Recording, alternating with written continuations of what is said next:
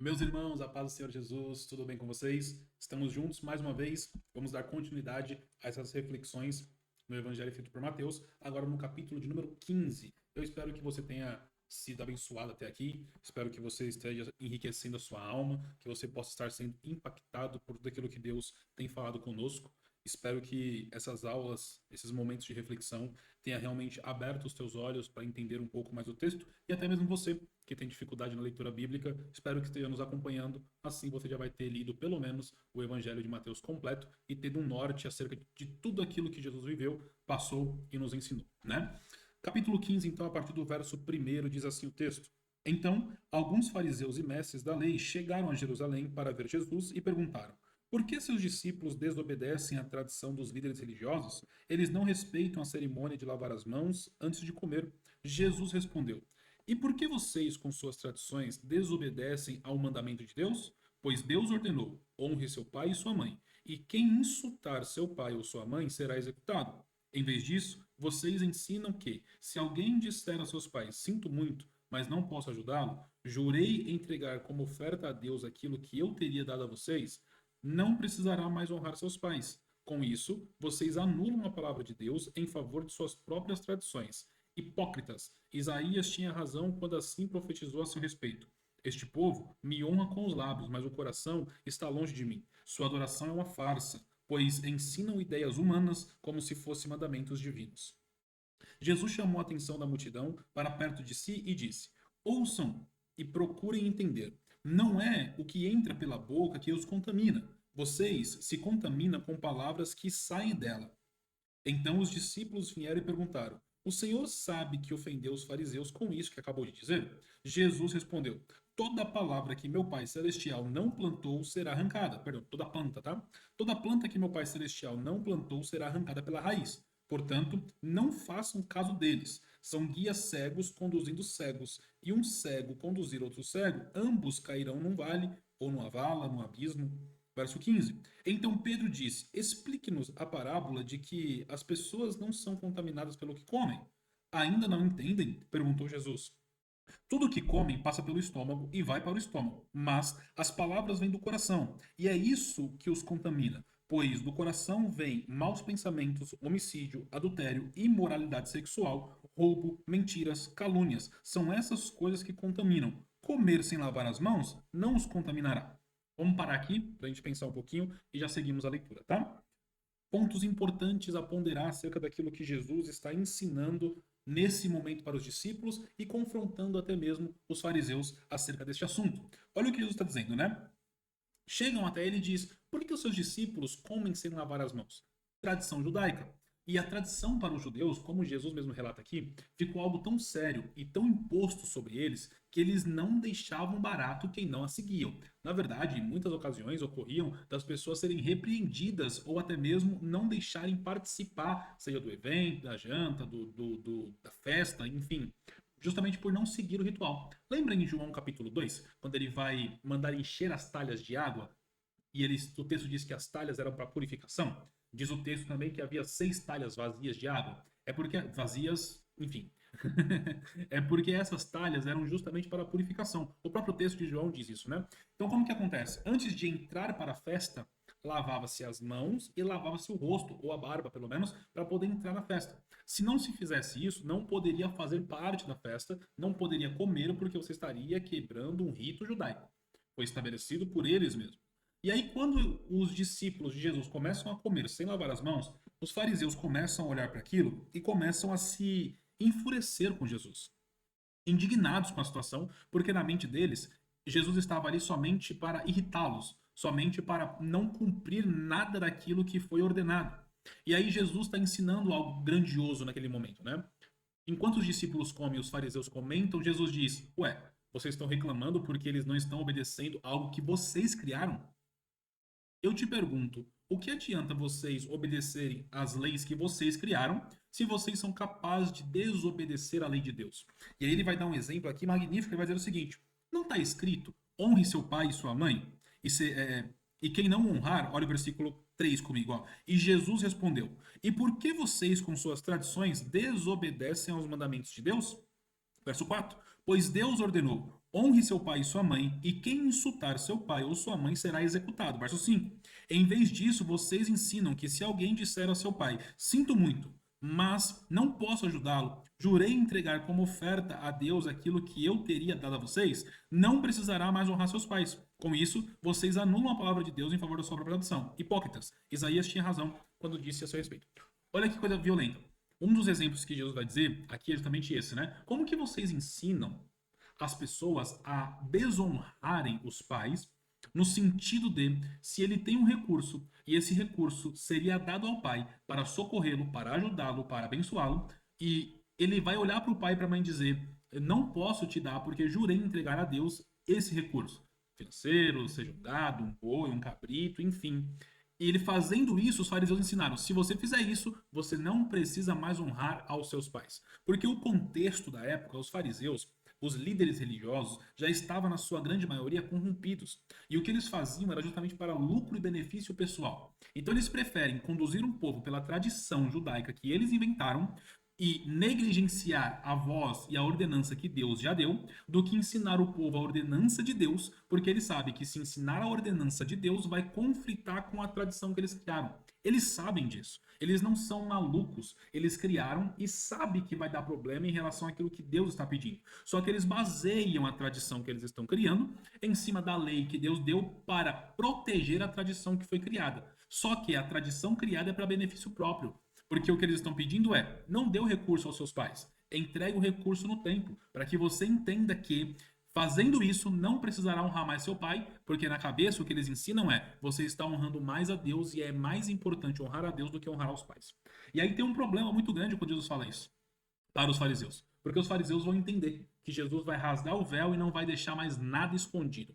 Jesus vai dizer para eles o seguinte: bem profetizou Isaías ao vosso respeito, e o verso 8 é magnífico. Ó. Esse povo me honra com os lábios, mas o seu coração está longe de mim. Sua adoração é farsa, pois ensinam ideias humanas como se fossem mandamentos divinos. Isso aqui é tão pesado porque Isaías, profetizando, lá no capítulo 29, verso 1 ao 3, se eu não me engano, ele vai estar profetizando sobre isso, e enquanto ele profetiza, Jesus vem repaginando ou manifestando a profecia, dizendo o seguinte: ó, vai se cumprir agora o que Isaías disse acerca de vocês, porque o lábio de vocês, os lábios de vocês até me honram, mas o coração de vocês está muito longe daquilo que é verdade. E ele está dizendo o seguinte: ó, não adianta nada você externalizar, você verbalizar alguma coisa que o seu coração está contradizendo aquilo. Quando os fariseus estão pedindo ofertem a Deus e negligenciem os seus pais, ele está indo contra a ordenança de Deus, que é honrar pai e mãe, e ele está estabelecendo algo para benefício próprio, porque o recurso que vai entrar no templo, ele vai poder administrar como ele bem quiser, como ele bem entender. Da mesma forma acontecia na porta do templo, onde havia os cambistas, que vendiam os animais para o sacrifício da purificação. Entenda, vender algo na porta da igreja não é errado. O problema do contexto que Deus aplica é que eles estão vendendo animais para o sacrifício de Deus. Ou seja, esse sacrifício que era feito, ele precisava ser feito com animais que foi do meu sacrifício. Eu cuidei do animal, eu entreguei. Primeiro ponto é esse. Eles não estavam fazendo isso. Eles estavam comprando na porta. Não tem sacrifício, não tem dificuldade, não tem entrega, não tem voluntariedade. Por quê? Eu vou na porta e compro. É apenas um objeto, é apenas um material, é apenas algo a ser entregue. Comprei para dar, comprei para dar. Agora, quando é meu recurso, quando eu gerei, eu criei, eu vi nascer, eu alimentei, eu tiro e entrego, é outro peso de entrega. Segundo ponto, eles estão cobrando ali de forma injusta, além dos preços que eram aplicados serem exageradamente altos, eles também faziam com que aqueles que vinham viajando com seus animais, quando chegavam na porta do templo, eles diziam que aqueles animais que veio de viagem era impuro e ele não poderia ser sacrificado a Deus, porque estava sujo, porque estava machucado, porque estava defeituoso. E aí eles pegavam o animal daquele que foi levado e vendiam o seu. Então havia uma manipulação do comércio. Esse é o ponto que Jesus está indo contra. Não é o fato de vender o brigadeiro na porta da igreja, não é o fato de vender a pipoca na porta da igreja, é o fato de a manipulação que os fariseus usavam para poder se beneficiar em cima do recurso dos demais que estavam ali para ofertar a Deus, ok? Então tá dizendo o seguinte, ó, a adoração de vocês é do lábio para fora, é da boca para fora, não tem significância nenhuma, não tem importância nenhuma, não pesa nada, não cheira nada ao altar de Deus. Ele vai dizer, porque vocês ensinam ideias humanas como se fosse fundamentos divinos. A tradição. Eles pegavam a tradição e falavam como se fosse Deus que tivesse inspirado para eles. E não era. E aí tem um grande problema, um grande choque, principalmente se a gente olhar para a nossa cultura de hoje em dia também, porque ainda acontece muito disso. Estão pautando a palavra de Deus na tradição que acha ser correta. Sendo que deve ser totalmente contrária. A tradição, que você, se você for criar uma, ela precisa ser embasada no que a Bíblia ensina sobre tal feito. E os fariseus não faziam isso. E aí gera esse conflito. Aí Jesus chama a atenção da multidão para si e começa a ensiná-los, ó. Ouçam e procurem entender. Verso 11. Não é o que entra na boca que os contamina.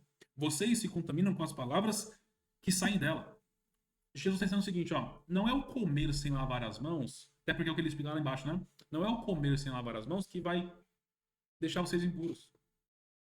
O que vai estragar vocês, o que vai tirar a pureza de vocês, o que vai deixar vocês de forma contaminado, não é o que vocês comem, é o que vocês falam. Olha o verso 11 de novo comigo. Não é o que entra pela boca que contamina. Você se contamina com as palavras que saem dela. Porque a contaminação que Jesus está falando aqui vai muito além da contaminação do corpo. Até porque a tradição em lavar as mãos não é o medo de ser contaminado com virose da carne, não é isso. É o medo de ser contaminado contra Deus, de trazer impureza para dentro do corpo e se tornar alguém impuro. Então, quando Jesus vai ensinar acerca disso, e ele fala que não é o que entra, mas sim o que sai, tá falando o seguinte, ó, o que está dentro de você já te contaminou faz muito tempo. E quando você verbaliza para fora, você mostra o quão contaminado você já está. Então não é o comer que vai te contaminar. É o que você fala, porque dentro de você já existe tanta contaminação que na proporção que você fala, você consegue colocar para fora o que está contaminado dentro de você. As nossas falas, mediante algumas situações, revela quem nós somos por dentro. Isso te conforta ou te confronta? Ok? Então, ele está falando o seguinte, ó, já está tudo podre aí dentro. Já está tudo contaminado aí dentro. A palavra que vocês liberam contamina vocês. Isso é violento demais, cara. Isso é violento demais. Aí Pedro vai pedir, né? Para que ele explique essa parábola. E aí ele vem no versículo 16. Ainda não entendem? Perguntou Jesus. Tudo que come passa pelo estômago e vai para o estômago. Mas as palavras vêm do coração. E é isso que contamina. Pois do coração vêm os maus pensamentos, os homicídios, adultérios, imoralidades, roubos, mentiras e calúnias. São essas coisas que contaminam. Comer sem lavar as mãos não contamina. Então a contaminação que Deus está falando aqui é justamente uma contaminação do espírito. É a quebra de contato com o seu Deus. Então ele está falando o seguinte, ó, quando você fala palavras maldizentes sobre alguém, fofoca sobre alguém, mentira sobre alguém, quando você fala palavras que danificam o seu caráter, só revela o quão podre você já está por dentro. Isso aqui é violento demais, cara. Isso é violento demais. Mas vamos seguir. E aí ele finaliza, né, esse trecho dizendo que é do coração que vêm os pensamentos maus, homicídios, adultérios, imoralidade sexual, roubo, mentira e calúnias. Então é o seguinte, ó, tudo isso está gerado dentro de você. A vontade de caluniar, a vontade de falar mal, a vontade do adultério, a vontade do roubo, da mentira, da calúnia. Tá dentro. Agora, se você não controla, ele domina você. Se você controla, ele não te domina. Esse é o ponto. É entender como controlar aquilo que deseja me controlar. Vícios, bebidas, ok? Então tudo isso é de suma importância. Verso 21. Então Jesus deixou a Galiléia rumo a norte para a região de Tiro e Sidom. Uma mulher cananeia que ali morava, perdão, que ali morava, veio a ele suplicando: Senhor, filho de Davi, tenha misericórdia de mim. Minha filha está possuída por um demônio que a atormenta terrivelmente. E Jesus não disse uma só palavra em resposta. Então os discípulos insistiram com ele: mande-a embora. Ela não para de gritar atrás de nós. Jesus disse à mulher: fui enviado para ajudar apenas as ovelhas perdidas da casa de Israel. A mulher, porém, aproximando-se, ajoelhou diante dele e implorou mais uma vez: Senhor fiel, ajuda-me. Jesus respondeu: não é certo tirar a comida das crianças e jogá-las aos cachorrinhos. Senhor, é verdade, disse a mulher. No entanto, até os cachorros comem das migalhas que caem da mesa de seu senhor. A mulher, sua fé é grande, disse Jesus. Seu pedido será atendido. E no momento, e no mesmo instante, a filha dela foi curada. Aqui tem inúmeros tópicos para a gente abordar, para a gente falar, principalmente se entrar pela vertente da linha teológica, mas eu não vou me prender a isso, tá? O que eu quero me prender aqui com vocês sobre essa reflexão nesse pequeno trecho aqui agora? Essa mulher, ela tá mostrando ousadia, coragem e atitude, a ponto dela ter coragem de ser alguém estrangeira naquela terra e se aproximar do homem que está causando mais rebuliço, alvoroço na cidade, acreditando que ela vai conseguir tocar nele. E ela consegue, por sinal. E tocando, ela chama a atenção dele para contar a história dela, sobre a filha. Jesus vai olhar e vai dizer: Não vim para isso. Eu vim para os perdidos da casa de Israel. Não é a hora de vocês agora. E ela continua explicando. E ela continua explicando. Jesus encerra, né? Não é mister eu tirar da boca dos filhos e dar aos cachorrinhos. E ela diz: Eu sei, meu senhor, mas até os cachorros comem da migalha da mesa do rei. E aí ela vai para casa, entendendo que a primeira coisa a ser feito é justamente ter uma postura de permanência, ainda que toda a situação seja adversa. Porque foi a permanência dela, a insistência dela que fez ela chegar a tocar em Jesus. Ok? Aí ele diz assim, ó. Verso 28. Mulher, grande é a sua fé, disse Jesus. Seu pedido será atendido. E no mesmo instante a filha dela ficou curada. Porque o porquê que a mulher está ali? Por causa da filha. É uma geração que ainda defende a sua casa. É uma geração que ainda protege a sua família. É uma geração que ainda entende o poder de orar sobre os filhos, maridos, esposas. É uma geração que ainda busca Jesus. Ela está ensinando pra gente. E é nesse processo, ela diz assim: Senhor, ok, se o senhor me tratar como um cachorrinho, então faz o seguinte, me dá só as migalhas. As migalhas vai solucionar o meu problema. Aí ele diz, não dá, a sua fé é muito grande. Para você crer nisso, confiar nisso, acreditar nisso, que as migalhas vão resolver seu problema, vai para casa com tudo. Porque a sua fé é muito grande. E está escrito que imediatamente a menina sarou. Ela teve resiliência, ela teve atitude e ela teve ousadia. Resistiu o que tinha que resistir, teve coragem de ir para cima e não teve medo do que iriam pensar dela. Ela foi lá e fez. Isso é grandioso demais. Verso 32. Então Jesus chamou seus discípulos e disse: Tenham compaixão dessa gente. Então aqui comigo há 3 dias. Estão aqui comigo há 3 dias e não têm deixado nada para comer. Se eu os mandar embora com fome, poderiam desmaiar no caminho. Os discípulos disseram: Onde conseguiremos comida suficiente para tamanha multidão? Este lugar é deserto. E aí é coisa grandiosa, porque verso 34. Jesus perguntou: Quantos pães vocês têm? 7, e alguns peixinhos, responderam eles. Então Jesus mandou todo o povo se assentar no chão, tomou os 7 pães e os 2 peixes, agradecendo a Deus, os partiu em pedaços, e em seguida foi entregando aos discípulos e os discípulos à multidão. Todos comeram à vontade, e os discípulos recolheram ainda 7 cestos grandes com as sobras. Os que comeram foram quase 4.000 homens, sem contar mulheres e crianças. Então Jesus os mandou para casa, entrou num barco e atravessou para a região de Magdá. Olha isso. Mais uma vez eles estão no deserto. Mais uma vez lhe falta comida. Mas a palavra de Jesus é que mexe comigo, é o seguinte, ó. Eu tô com compaixão do povo. Faz 3 dias que eles me ouvem. Imagina um sermão para 3 dias e ninguém ir embora. Misericórdia. É um sermão poderoso demais. Não dá pra mensurar a grandeza do sermão que Jesus prega. São 3 dias e ninguém vai embora só ouvindo. 3 dias sem comer, 3 dias sem tomar banho, 3 dias sem sair do lugar. Todo mundo ali no mesmo lugar ouvindo o que ele tá pregando. Isso é violento demais, é poderoso demais isso aqui. Aí ele diz: Eu tenho compaixão deles. Se eu mandar embora, eles podem desfalecer no caminho. Olha a preocupação de Jesus. Já que você está 3 dias me ouvindo, eu não vou deixar você embora vazio. Eu vou te encher primeiro. Vou te dar comida primeiro. Vou te alimentar primeiro. Depois você vai embora. Eu preciso entender que todo aquele que está disposto a me servir, eu não posso despedi-lo de mão vazia. Então, quando você chama alguém para pregar na sua igreja, você precisa entender que ele não pode ir embora de mão vazia. Ele necessita daquele valor. Ele necessita do que foi acordado. Ou que não foi acordado, mas tenha o bom senso para ajudá-lo.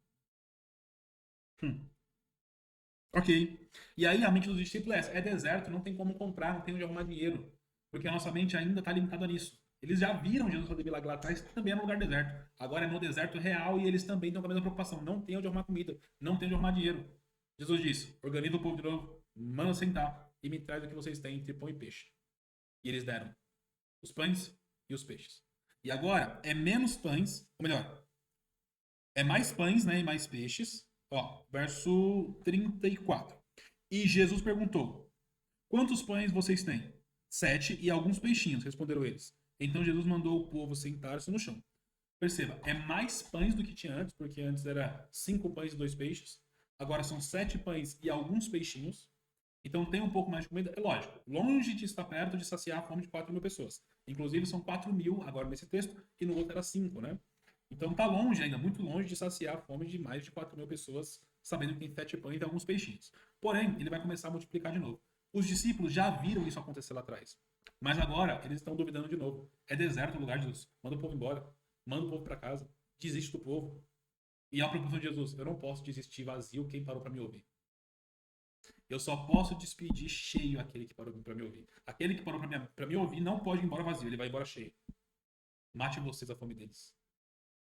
Pegou os pães, multiplicou novamente e foi distribuindo. E o texto diz que recolheram 7 mil cestos cheios.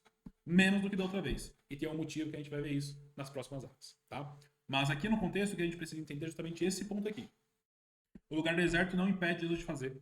E ninguém que para ouvir Jesus vai embora vazio. Jesus sempre vai te entregar algo para você se saciar. Amém? Eu preciso que você entenda isso.